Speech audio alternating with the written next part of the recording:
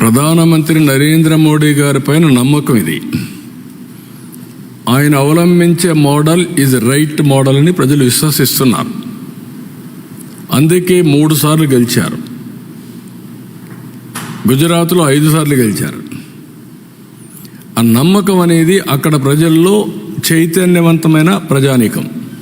ఇప్పుడు మీరు అడుగుతున్నారు, అక్కడ మళ్ళీ వేరే వాళ్ళు గెలుస్తారని నమ్మరు. ఆయనకి ఇప్పుడే డౌట్, మళ్ళీ 2.0 వస్తానన్నాడు. అంటే మీకు ఇప్పటి నుంచే మళ్ళీ ఆ ఫియర్ సైకో స్టార్ట్ అయిపోతా ఉంది. వాడు వస్తే ఏమవుతుంది, మళ్ళీ నిద్రపోతామా లేదా, ఏమైపోతాం అంటే దాంతో మనం ఇంకొంచెం నర్వస్ అయ్యి ఇంకా ఎక్కువ తప్పులు చేయాలని చూస్తాం. I'm not interested in that. I want deal firmly everybody equally. కాబట్టి మీరు అన్ని దాంట్లో ఒకటే గుర్తుపెట్టుకోవాల్సింది ఏంటంటే, model is same, people are different, but ultimately every citizen is thinking same. యూనిఫామ్గా అదే ఆలోచిస్తాడు. ఓసారి మోసపోతారు. మోసగాళ్ళు ఉన్న దగ్గర మోసపోతారు. మోసగాళ్ళు లేకపోతే కొంచెం స్ట్రైట్గా పోతూ ఉంటారు. అదే వచ్చింది. దాన్ని ఇప్పుడు ఎక్స్ట్రా ఎఫర్ట్ పెట్టాలి. ఇక్కడ ఈ పొలిటికల్ పొల్యూషన్కి ఈ ఇంటర్నెట్లో పెట్టే, సోషల్ మీడియాలో పెట్టేదంటే ఎక్స్ట్రా ఎఫర్ట్ పెట్టాలి everyday. That is biggest task. నేను అందరికంటే బాగా పనిచేసి సంపద సృష్టిస్తానని చెప్తున్నాను. నీ సంపద ఎవరికి కావాలి? నువ్వు ఖర్చు తీర్చుకో, లేకపోతే నన్ను తిట్టు అంటే నేను ఎక్కడ తిట్టగలుగుతాను? అవన్నీ రాజకీయాల్లోకి వచ్చింది పబ్లిక్ని తిట్టడానికో లేకుంటే ఇది చేయడానికి కాదు కదా. దుర్మార్గుల్ని హ్యాండిల్ చేయాలి. No question of compromise. అవినీతి పరులు గుండెల్లో నిద్రపోవాలి. No question. At the same time political victimisation ఏం రాలా. నా life is not meant for that. కానీ అండర్ ఎస్టిమేట్ చేసి నాతో ఆడుకోవచ్చు అనుకుంటే మాత్రం నేను కూడా ఒక్కొక్కసారి మోసపోతాను, కానీ ఎప్పుడు మోసపోను. అప్రమత్తంగా ఉంటే ఎవడు ఎక్కడే పెట్టాలో అందరిని అక్కడే పెడతాం. ఓకే.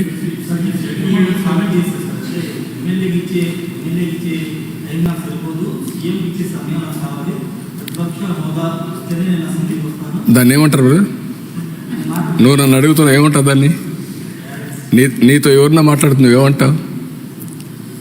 ఒప్పుకుంటావా? మీ ఇంట్లో నీకు ఆ మధ్య మాట్లాడితే నీ పక్కన మాట్లాడితే ఒప్పుకుంటావు వారిగా? మరి ఇక్కడ ఎందుకు ఒప్పుకుంటున్నావు అంటే నువ్వు ఎందుకు అడుగుతున్నావు నన్ను? That is wear. అదే ప్రాబ్లం. మీకు అక్కడే చెప్పాలా మీకు ధైర్యం ఉంటే. ఏమయ్యా నీకు ఎమ్మెల్యేగా ఓటేశారు, ఎంపీగా ఓటేస్తే ఎంపీగా ఉంటాడు తప్ప ప్రతిపక్ష స్థానానికి వేయకపోతే నాకు ప్రతిపక్ష స్థానం ఇవ్వాలి, పీఎంతో సమానంగా ఇవ్వాలంటే ఎందుకు ఇస్తారండి? ఎందుకు ఇవ్వాలంటున్నా? ఎవరిస్తారు? బ్యూటీ ఆఫ్ డెమోక్రసీ అర్థం చేసుకోకపోతే, ప్రజాస్వామ్య విలువలు అర్థం కాని వాళ్ళకి ఈ బరిగిన ఉంటారు. వితండవాదాలు చేస్తే ఎవరు సమాధానం చెప్పలేము.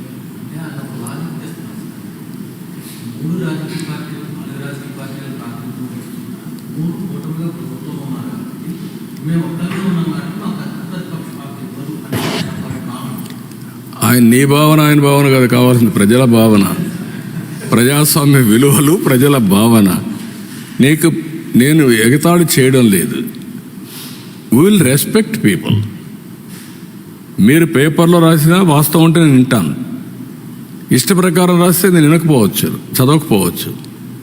అదే సమయంలో నేను నీ మీద బురద జల్లేస్తాను, గుడ్డగాల్చి ముఖానేస్తా, కడుక్కొని ఎవ్రీడే కుదరదు. I have to say very emphatically. Damage చేస్తాను, ఇదే మరి చేస్తాను అంటే కుదరదు. That is where I'm saying. డెమోక్రసీలో ఎందుకంటే నేను ముఖ్యమంత్రి స్థానంలో కూర్చుంటాను, నాకు ఓట్లు వేసారంటే ఎట్ అవుతుందండి? Be clear. ఒక ప్రైమ్ మినిస్టర్ని, ఒక ప్రెసిడెంట్ని, లేకుంటే ఒక చీఫ్ మినిస్టర్ని ఎన్నుకునేది ఆ రాజకీయ పార్టీకి ఓట్లు వేసినప్పుడు వస్తారు. 1/10 ఓట్లుంటే ప్రతిపక్ష స్థానం ఇస్తారు. మెంబర్స్ని పెట్టుకొని ప్రపోర్షనేట్గా టైం ఇస్తారు. అది ఇప్పుడు ఎస్టాబ్లిష్ చేయలే. మనతోనే రాజకీయాలు రాలా, మనతోనే కొత్త ఇది రాలా. ఎప్పటి నుంచో ఉండే సాంప్రదాయాలు ఇవన్నీ. ఢిల్లీ పార్లమెంట్లో సేమ్ థింగ్ ఫాలో అవుతున్నారు, మన అసెంబ్లీలో సేమ్ థింగ్ ఫాలో అవుతున్నాం. కడాన మీరు పేపర్లు, ఇప్పుడు అన్ని పేపర్లు వస్తారు అక్కడికి, టీవీలు. 5 సంవత్సరాలు కొన్ని పేపర్లు రానిచ్చారా? టీవీలు రానిచ్చారా? మీరు విలువల గురించి మాట్లాడడం ఏంటి? Will maintain that values, but exploitation అంటే మాత్రం కుదరదు. నేను I'm very firm on that. I'm very clear. మీకు అందరూ కూడా గుర్తుపెట్టుకోవాల్సింది, మనమందరం విలువలు పాటిస్తూ వేరే వాళ్ళకు విలువలు చెప్తే ప్రజలు అప్రిషియేట్ చేస్తారు. మనకు విలువలు లేకుండా వేరే వాళ్ళకి విలువలు చెప్తున్న విలువల కోసం డిమాండ్ చేయడం కూడా తప్పే. అదే జరుగుతుంది ఇప్పుడు ఈ రాష్ట్రంలో. నేను అందుకే ఆ మాట చెప్పాక వాళ్ళు పడుతున్నారు కాబట్టి నాకు ఎందుకని నేను చెప్పలా. కాదు, అలాంటి వాళ్ళు విలువలు మాట్లాడడం ఎందుకంటున్నా. ఓకే అమ్మా, థ్యాంక్ యూ.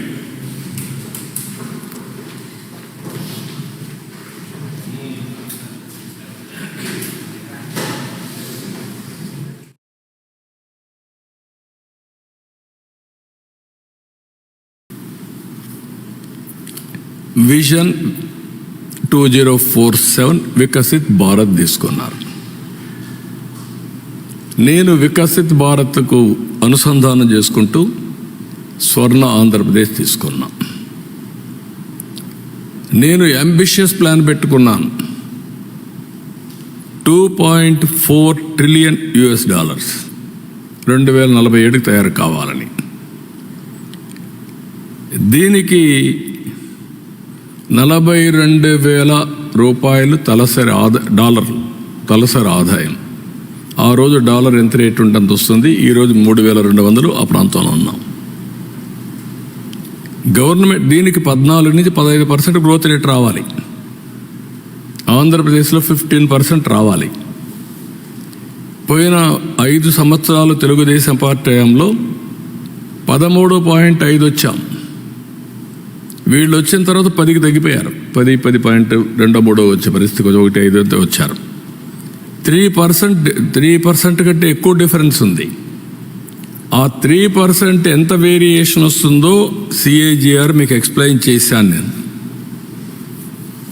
కన్సిస్టెంట్గా 15% పెరిగితే డబల్ ది గ్రోత్ రేట్, అంటే 2 గ్రోత్ కానీ పెరగగలిగితే 4.5 రెట్లు పర్ క్యాపిటల్ ఇన్కమ్ పెరుగుతుంది. మామూలు వచ్చేదానికంటే GSTP పెరుగుతుంది. ఇది చాలామందికి ఇప్పుడు అర్థం కాదు, కానీ ఫీల్ గుడ్ ఫ్యాక్టర్ ఉంటుంది. అందుకే మీరు చూస్తే నన్ను అరెస్ట్ చేసినప్పుడు 60 దేశాల్లో డెమాన్స్ట్రేట్ చేశారు తప్పని. రాష్ట్రంలో డెమాన్స్ట్రేట్ చేశారు, హైదరాబాద్లో డెమాన్స్ట్రేట్ చేశారు. ఎప్పుడు నేను మర్చిపోలేను. హైదరాబాద్లో ఎవరైతే అణిచివేయాలని ప్రయత్నం చేస్తే చేతులు కాల్చుకున్న పరిస్థితికి వచ్చారు. అంటే రైట్ని రైట్గా ప్రజలు ఆమోదించే పరిస్థితికి వచ్చారు. అదే ఈరోజు మీరు చూస్తే ఢిల్లీ చూశారు, ఎండార్స్ చేశారు. Difference is that. ఎప్పటికప్పుడు నేను అందుకని ప్రజల్ని ఒక సీనియర్ నాయకుడిగా నేను అందరికంటే, ఎందుకంటే 75 నుంచి రాజకీయాలు చూశాను. At the helm of affairs 82-83 నుంచి ఉన్నా. I have seen so many governments, so many public policies, pre-economic reforms, post-economic reforms చూసా, టెక్నాలజీ చూసా, టెక్నాలజీ అడాప్ట్ చేసుకున్నా, అమలు చేశా. ఈరోజు అనేక సంక్షోభాలు చూసా, అవకాశాలు చూసా. ఈరోజు నేను ఒకటే అప్పీల్ చేస్తున్న ప్రజలకి, great nation, great opportunity. Delhi is the best example. Right time, right leader. నేను ఏదైతే ఇంతవరకు కూడా చెప్పానో అది నరేంద్ర మోడీ. అందరంగానే అన్డివైడెడ్ అటెన్షన్తో ముందుకు పోతే India will become number 1 or 2 by 2047. ప్రపంచంలో ఇండియన్స్ విల్ బి నెంబర్ 1.